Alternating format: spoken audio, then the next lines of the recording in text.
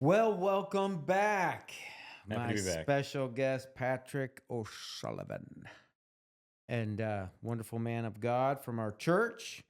And how was your day today? It was great. Awesome. It's a beautiful day outside. It was. Yeah, Yeah. busy day. Um, what's going on? What's new in your life? What's new in my life? That's a big question. Not a whole lot since last week, to be No. honest. I got to sling some hot dogs at a bunch of minor league baseball games on Saturday, which was a lot of Really? fun. Yeah.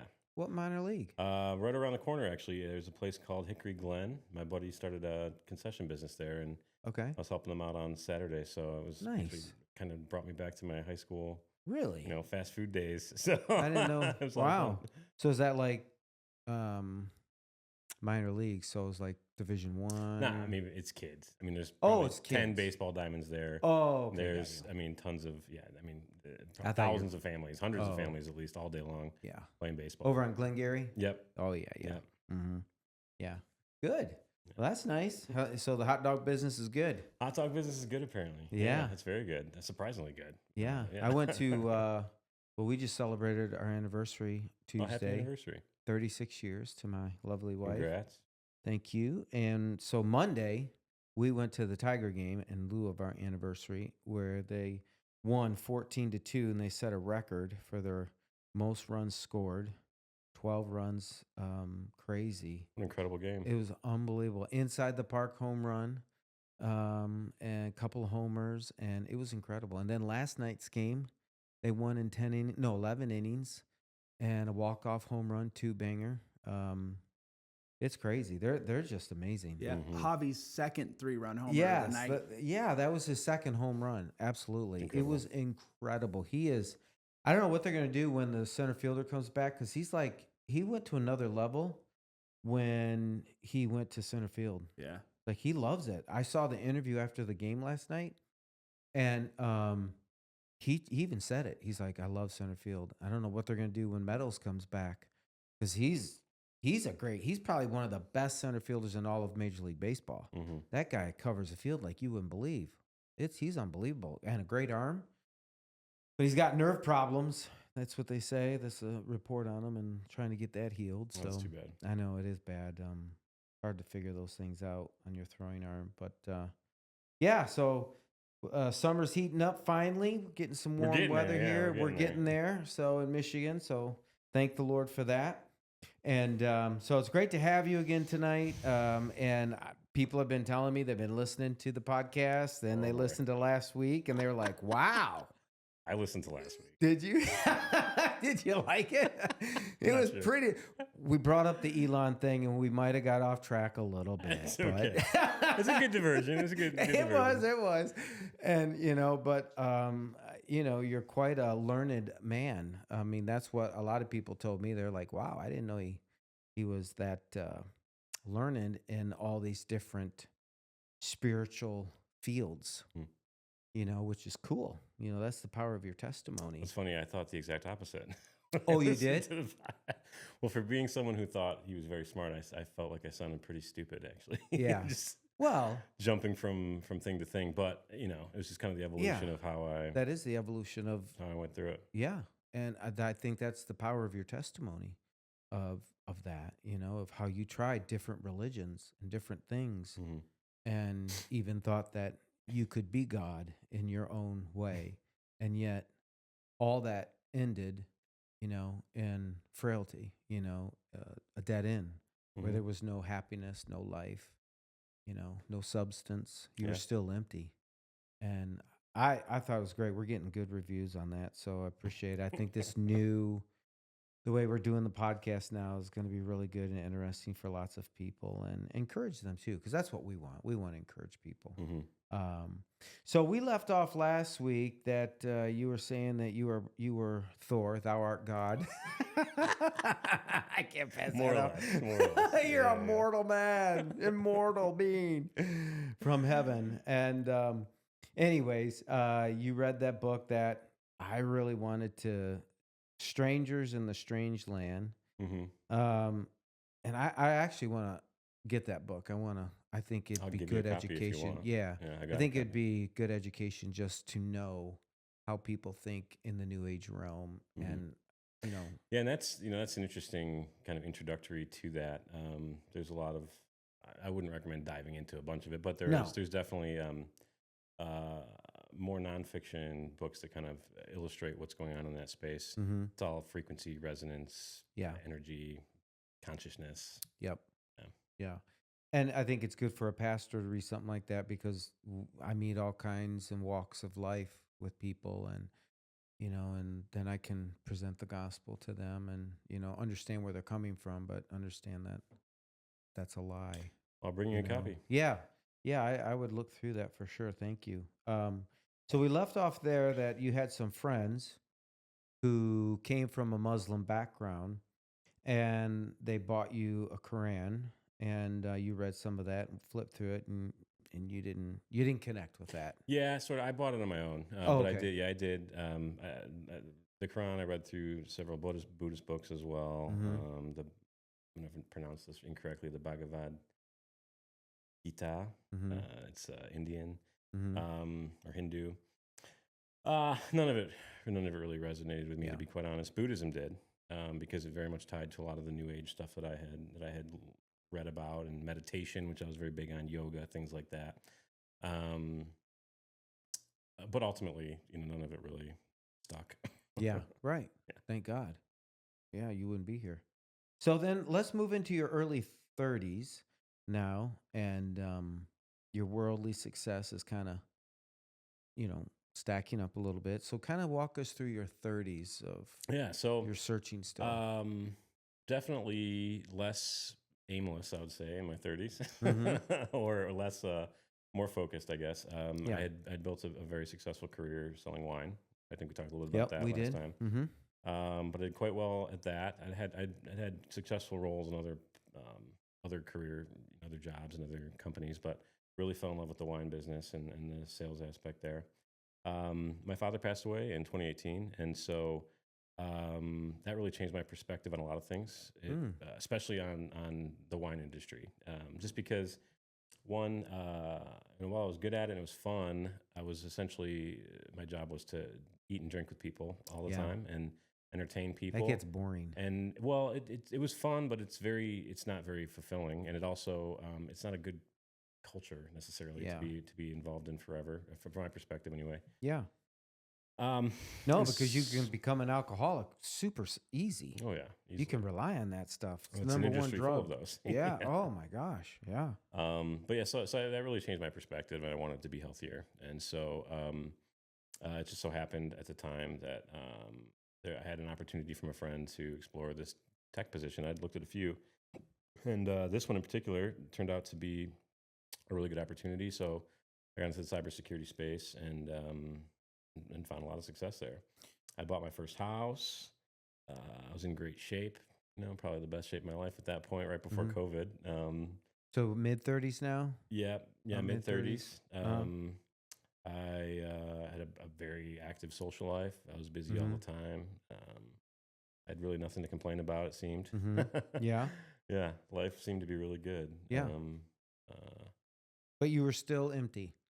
oh, yeah. There was something there that wasn't fulfilling. There was something there that wasn't, well, there's something that wasn't there. Yeah. That's something missing. And also, I was definitely filling that space with work and with Mm. busyness and with social life.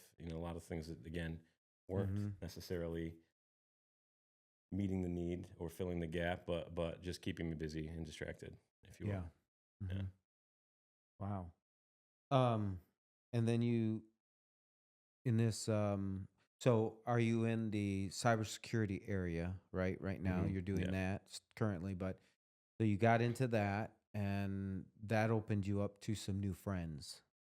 And is that where the gentleman was talking to you or sharing to you about Yeah. Jesus? Was that So, in that area? yeah. So within the first few months of working for this new tech company, one of my colleagues at the time, and he actually works in my organization now, um, became friends, and he was always talking to me about Jesus. He was Really? very passionate about Every it. day? Yeah, I mean, almost every day that we spoke to each other. Wow. Yeah, and it took a minute for us to actually kind of start talking to each other and hit it off, but we would talk every day about different things. I would share my own beliefs, hoping to maybe snap him out of it, you know, in the back So of my what did mind. you think about it when he was telling you about Jesus? Like, what was your Um, first initial reaction? well, I mean, to be honest, a little cringy internally. I don't think Uh-huh. I let him know that. Yeah. Maybe some internal eye rolling, if you will. Yeah. Um, but I respected him as a person, and he was incredibly passionate about it, and so I didn't dismiss it, and I listened. And I also, you know, I think even at that time, while I dismissed most of his beliefs, Mm-hmm. I I I did, you know, I start kind of parsing some of them to my own, and we would share. I would share things from some of the books that we talked about and some of Mm-hmm. the concepts that I believed in him, and I think it helped him to understand some things as well. But to me, in my mind, it wasn't something I believed. It was something I entertained when we talked. If that makes sense. Yeah. Right. So is he like, how did he witness to you? Did he just share his personal life stories, or was he pushy? Was he a little bit pushy? No, he was not pushy at all. No, Good. and it actually it was very subtle, to be honest. Good. We That's good to know. started to be. I remember actually the first time we spoke about anything, and it kind of kicked off. For some reason the office wasn't very full. There wasn't many people, and I think everybody went to a meeting or something. Mm-hmm. And he was standing up on his desk, looking at a Wi-Fi access point that was on the ceiling. And I just asked him, "What are you doing?" He goes, "I'm just seeing what broadband this is, and or what bandwidth this is." And I said, "Oh, okay. Why?" He goes, "Something about some conspiracy about Wi-Fi." And so we started talking about conspiracy theories Oh, and all okay. kinds of politics that were going on at the time. And You bring up Alex Jones? um, maybe at some point we talked about Alex Jones. I don't know. I don't remember all the details. Alex Just a lot of stuff at that point. But essentially, it just kind of kicked off conversations about some of the evils in the world, and that then you kind of led into his perspective and how he was saved, and he did share his testimony with me. But he was never pushy. He never was trying to get me to Except Christ. accept anything or believe anything or change anything. Mm-hmm. He just patiently spoke to me. Wow. Just telling you the goodness of God. hmm And it made you what?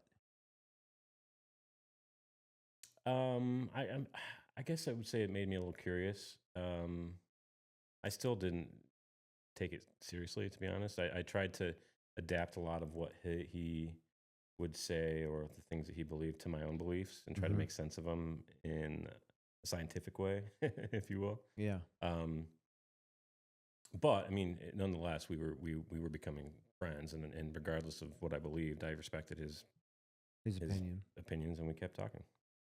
You go out to dinner a couple times? Uh, That kind of friendship? we went out to lunch a few times. We may have gotten a drink after work a few times. Yeah. We hung out a few times, Mm-hmm. but mostly at work. Mm-hmm. Good. Yeah. So then did you share your metaphysics with him? Like how you're trying to explain God? I did. We talked a lot How did about. that like tell me about that. Well, we talked a lot about some of those books that I shared with you. We talked a lot Last about week, the yeah. Ring Cedar of Russia books. At the time, he was really into gardening. He had just started a garden, and Okay. there's a lot of spiritual practices around gardening from those books that we talked about and that he wanted to try and things like that. Like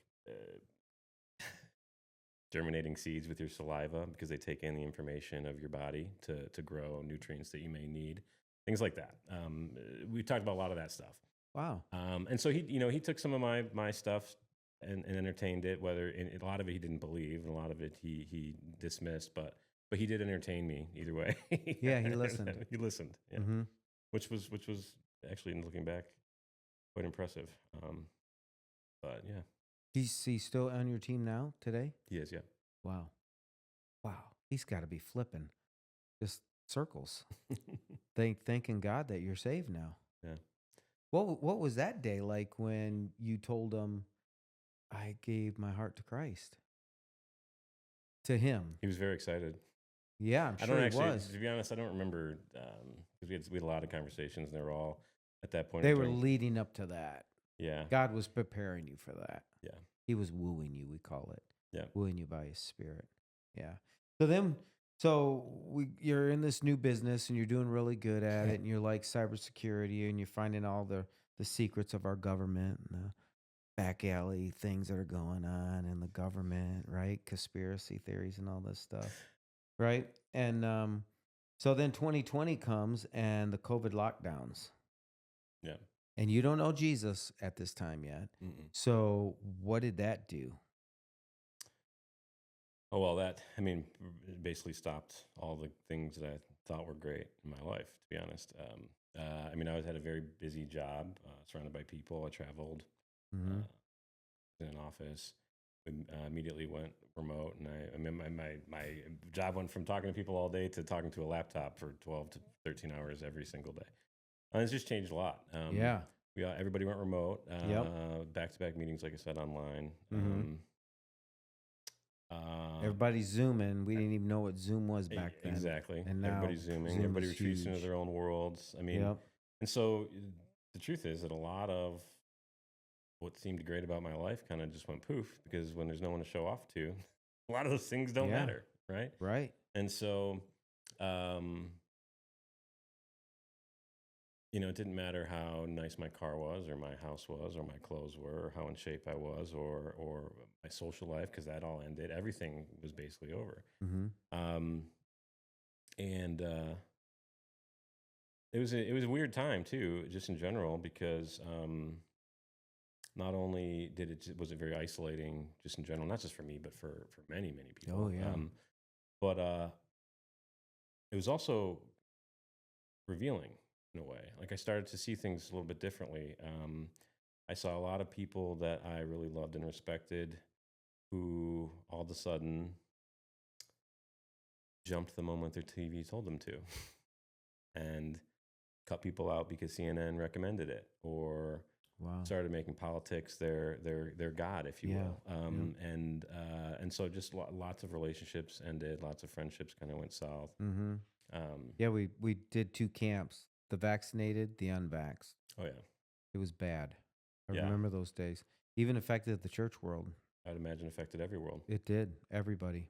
Mm-hmm. Even some friends that really stuck around through COVID. Mhm. The vaccine thing really kind of hurt that as It well. did. Yeah. So, Yep. yeah, it was a very weird time. Mhm.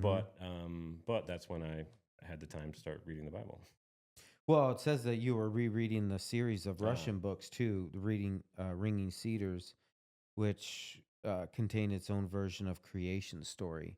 Yep. And so you're rereading that story again, which is a lie, but you're rereading it. hmm It has parallels. It's very similar to the Bible, right? Kind of hmm parallels with It it. is, looking back, that series of books is essentially like a new Bible, if you will. Correct. Yeah. Yeah. And yeah, I was reading those books. Because Satan copies everything that God does, Mhm. right? But it's falseness. We're going to talk about that in our class tonight, on how he makes it almost exactly like God's word, but it's shifty and it that's changes. And that's why, we talked about this last time. The best lies are 90% truth. I think Yes.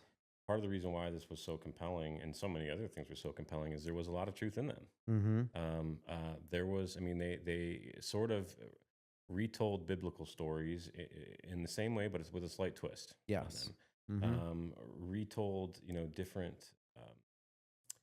That's exactly just it tied both biblical truths to metaphysical truths, and it painted a very pretty picture, Yeah. if you Right. will. It bundled Exactly. it all up really nicely. Yep. Um, Just like Satan did to Eve. mhm. Lucifer did to Eve in the garden. But while I was Mhm. reading these books again,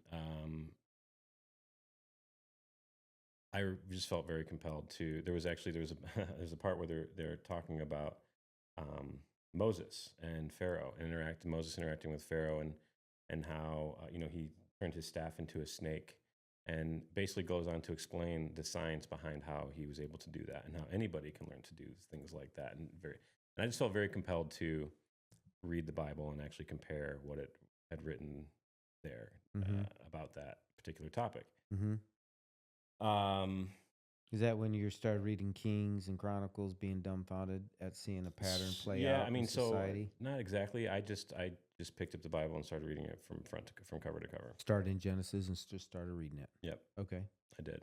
Mm-hmm. Um, so I did. I picked it up, and and I'd picked it up many times before, but could not get into it for whatever reason. Just I think I wasn't ready for whatever reason, Yeah. but I actually picked it up and just, I mean, spoke to me. I couldn't put it down. I think I finished it in 6 months. Wow. Cover to cover. Mm. Wow. Granted, I was home a lot, so I had a lot of time. But Yeah. That's amazing. So in these Old Testament stories, what were they speaking to you? You started in the Old Well, Testament. it wasn't like a aha moment. I think it was many, many aha moments. But I remember, I remember reading through Genesis and just thought it was beautiful and all the correlations that I didn't quite understand. Mhm. I remember Judges, Kings, and Chronicles, in particular, just all the way that the society just went through the same exact problems over and over and over again. These cycles of righteousness to falling, and and I saw those same exact patterns in my own life at a very Mm. small scale over and over and over again of uh, maybe rising not in righteousness but rising and falling, and then also seeing it all around me, seeing history and societies and how it's been a never-ending cycle since before those words were even written, and it just rang so true to me, Yeah. and it's very compelling. Wow. It's amazing, isn't it? Yeah. Power of God's word. So you started reading the New Testament, you get to that, and the gospel, and you remember your heart was breaking, and the truth kind of cut Hmm. you when you got probably to the New Testament in John, because it's all about the life of Jesus Hmm. and how much he loves us, and you feel, and you said in your notes that it kind of slapped you in the face. Tell me about that. Yeah. Well, one really getting through the Old Testament. One thing that really struck me about the whole thing before even getting to the New Testament was that it was not at all what I thought it was. Mm. It was not just a book of rules and judgments, and it was quite literally a single story leading to Jesus. It was a love story Yep. from God to His people. Yep. It was the story of God's nature, and it was not at all what I expected it to be. And then reading the New Testament, reading the Gospels, and I just remember. I mean, I just remember breaking down and crying. I remember quite literally like the scales fell from my eyes.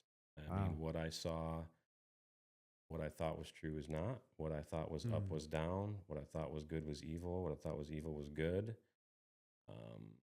And quite literally, the scales were removed from my eyes, and I could see everything for what it was, and I could see my life for what it was, all the things that I had done, and I was disgusted with myself. Wow. Absolutely disgusted with myself. And I'm honestly spent a lot of time kind of just mourning, in a way, grieving, if you will. Yeah. Um, Because you felt like you wasted all those years yeah, spinning your wheels. 100%. Yeah, I get that. Mm-hmm. A lot of judgment, a lot of shame. Mm-hmm. But ultimately, it spurred me to change my whole life. Mm. And I did. I spent, most of 2021, turning much of my life around in different ways. Changing the things I watch, the music I listen to, the people I interact with, the way I interact, the content that I consume, the behavior, the decisions I make. Yeah. It's changed everything. Nice. But then I read your notes, it disgusted yourself with your life, but then you picked up the Quran again and tried to compare it to the word. Is that to the Bible? Hmm. And tell me about that. Why'd you do that? Because you're trying to one last Yeah.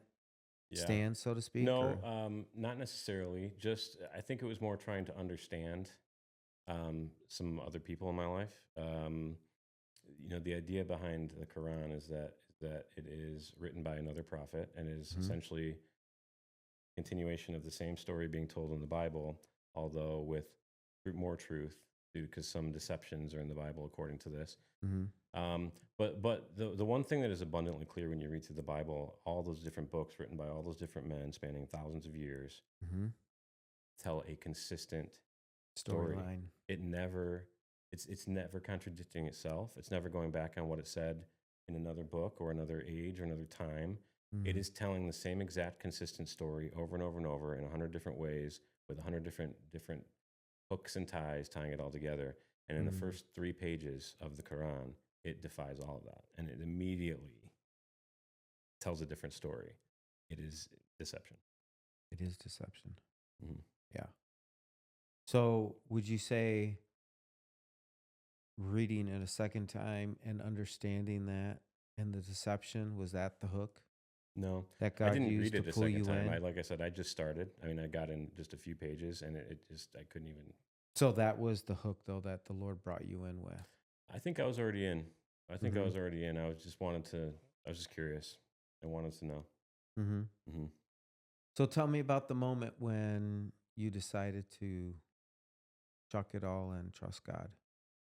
What was that moment like? Well, Where were you?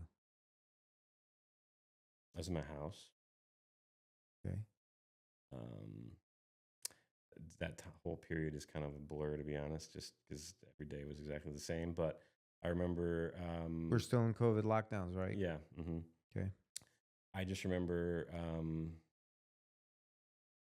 feeling a lot of relief. I remember lots of lots of crying, lots of Yeah. emotion. Which you know now was the Holy Spirit. Mhm. Yeah. I remember just feeling convicted to repent. I remember talking to my buddy at work a lot about it. Actually, he was the only one I talked to about it for quite a while, Mm-hmm. and he was very encouraging. And we spent a lot more time talking about the Bible and all kinds of things, actually. And we have not stopped since, Wonderful. which has been excellent.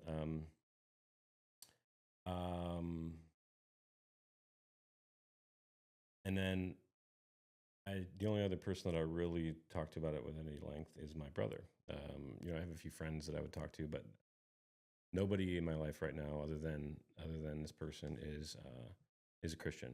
And so, um, I did try talking with other people about it, and it did not always go well. But Yeah. that's also it's okay. But you got to tell the audience your brother's not a believer, but yet you talk to Well, him he about he God. wasn't. If he is now, I don't know. I think he's maybe He- on the path. yeah, right. Yeah. But he's not. I mean, he wasn't when you were talking to him about this. No, he wasn't. So what did he think? A lot of the same things that I thought. Okay. We had a lot of the same Yeah. beliefs. We shared a lot of. My brother and I are very close. Yeah. We shared a lot of the same history, a lot of the same interests in books and things like that. Yep. Yeah. Mm-hmm. Um, but So yeah. he didn't know what to tell you, I'm sure. He just listened to you probably. Hmm. Yeah. Yeah. Wow. Yeah, and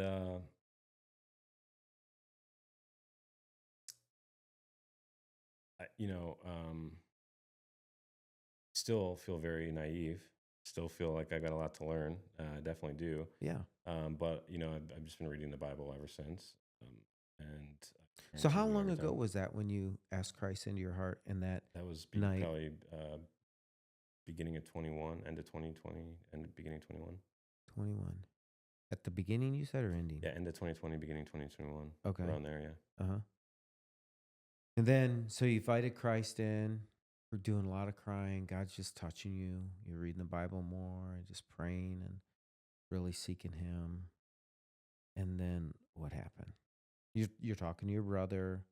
He believes like you did, once did, so you're talking to him. You're having fellowship with the guy at work who's a Christian believer. You got that going with you. And yet your brother's not condemning you, or he's just listening, which that's a great brother. That's awesome. I love that. You hear that. Mm-hmm. And that you think he's on the path now. We're praying that he's going to come to know the Lord like you do. Mm-hmm. And that's amazing. And I believe we're going to see that happen for him. And so how did you? What happened? What happened after that? You're like, COVID's over. Well, Well, we're getting out of COVID COVID. kind of fizzled out. Life started getting back to normal. Yeah.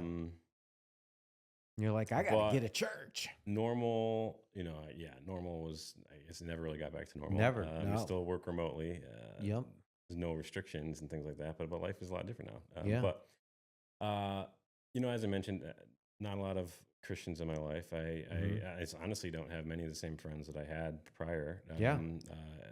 Well, you can't because Yeah, you have you absolutely nothing can't. in common. I don't do any of the same things for the most part. Yeah. And so I only have a few close friends outside of my family that I still interact with. None of which are Christian though. And so it was probably about a year and a half ago where I started to realize that it's not enough to just be a solo Christian on my own. I had hesitated going to church for so long simply because of my childhood experiences and also my own shame. A lot of me felt like if the church knew me, they would reject me. Yeah. I don't think that's the case now. Yeah. But That's amazing. it's like I don't know if you've ever seen that experiment where you'll have like dirty water in a glass and you're pouring clean water in, and how much clean water does it take to clear out all the dirt and make that cup clean again? Mm-hmm. You need clean water.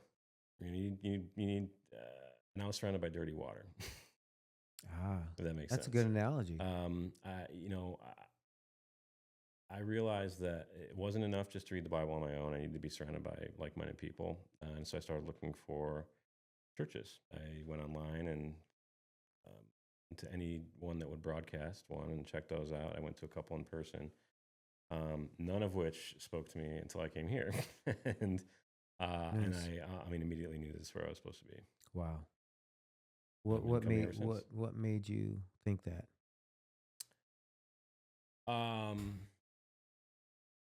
And when was that again? That was last summer, so it's been Last about summer? a year. hmm Mm-hmm. Coming up on a year. hmm So what spoke to you at Cross Point? Well, there were a few things. The first was you actually spoke out of the Bible. Many of the churches I went to did not, and really stood out to me as a problem.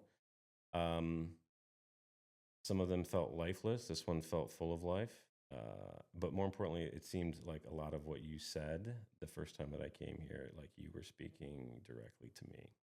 And there's been many times where you or others have spoken, and it's like they're speaking directly to me. Wow. And it's uncanny, quite frankly.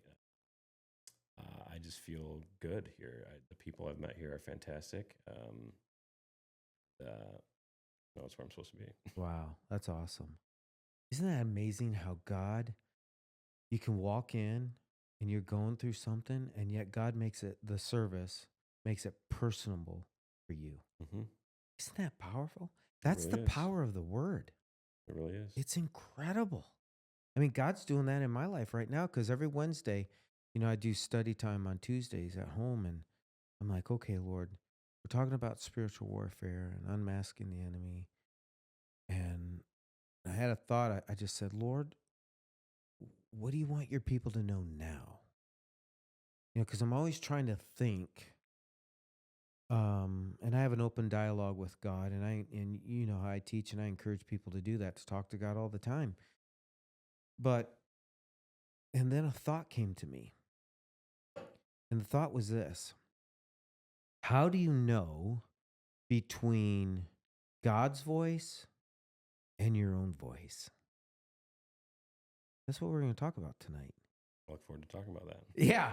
And so that thought came to me yesterday, and I'm like, wow, that is powerful. Because I know the voice of God. I've lived it for so many years, but I've asked to know the voice of God. Most people don't know how to do that or know that they can do that, right? I still don't know. Yeah. And There's so, times when I know, but yeah, exactly. And so the thought came to me, okay, so how do we know as humans that when God speaks, and it's not an audible voice, it's a still small voice, He doesn't thunder out from the heavens and say, I want you to do this, right? He doesn't do that. He gave his word to us so that we know his thoughts and his heart, right? But how do we know the voice of God, and how do we discern it between our voice and the enemy? Mm-hmm. And it just intrigued me. So then I began to study that and ask the Lord for that. And I came up with something tonight that we're going to talk about. It's a timely topic. It is. It's funny. I listened back to the last podcast and cringe when I hear myself speak on camera. But but one thing that really stood out to me is I think I was looking for wisdom, and actually speaking with another brother on Saturday about this. But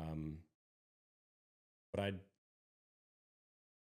wasn't looking for wisdom. I was filling my head with knowledge, and what I learned now is that knowledge is not wisdom, and without the discernment, being able to discern that voice, being able to discern the value of that knowledge, it's incredibly dangerous. It is, isn't it? Mm-hmm. That's why we have to pray for discernment. Mm-hmm. Wow. That's an incredible story, brother. Well, I mean, it really is. It's, when I met with you a couple of weeks ago for breakfast, it was just like, I have to interview Patrick. You have to be the first interview I do, because it's amazing how God saved you. You are on your own path and own journey, but how the Lord brought you to himself through a friend at work. But you didn't have a preacher. You just knelt at home and said, God, I want you to be my Lord. Mm.